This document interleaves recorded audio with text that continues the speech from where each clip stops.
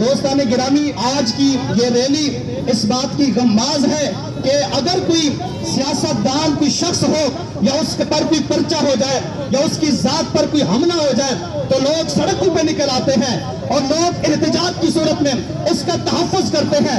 آج کے یہ عشاقان مصطفیٰ ٹریفک چوک پر جامپور کی دھرتی پر کھڑے ہو کر اور اللہ کے پاک قرآن کی عظمت پر تحفظ کرتے ہوئے، اس کی عزت پر تحفظ کرتے ہوئے اس بات کی گواہی دے رہے ہیں، وہ جو تم نکلتے ہو وہ دنیا داری کی عزت کے لیے نکلتے ہو، ہم رب کے قرآن کی عزت کے لیے نکلے ہیں، سبحان اللہ، قرآن کے تحفظ کے لیے نکلے ہیں۔ اور یاد رکھنا میرے دوستو، یہ تو سیدن کے ان کتوں کو پتہ ہی نہیں ہے نا، وہ تو مسلمانوں کے ایمان کو چیک کرتے ہیں، مسلمانوں کے ایمان کا امتحان لیتے ہیں کہ مسلمان کس پانی میں ہے۔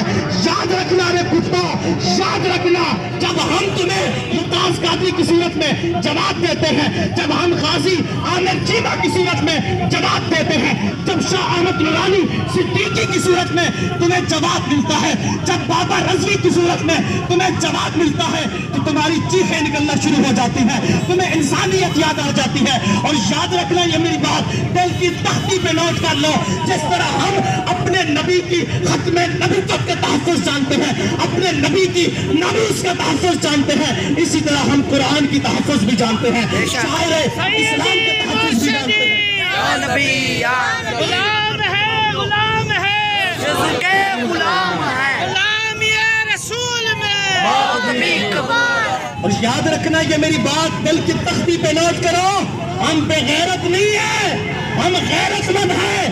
جس طرح ہمارے جذبات 1400 سال پہلے تھے، ہمارے جذبات آج بھی اجاگر ہیں۔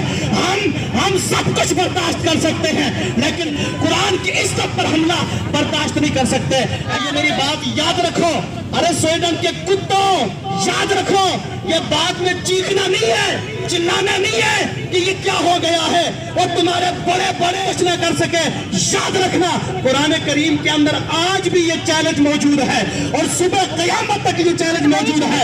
قرآن میں اللہ نے فرمایا فَأْتُوا بِسُورَةٍ مِّن مِّثْلِهِ وَادْعُوا شُهَدَاءَكُم مِّن دُونِ اللَّهِ إِن كُنتُمْ صَادِقِينَ۔ اگر تم سچے ہو، قرآن کی کوئی چھوٹی سورت کی مثل کوئی سورت لے کر آؤ۔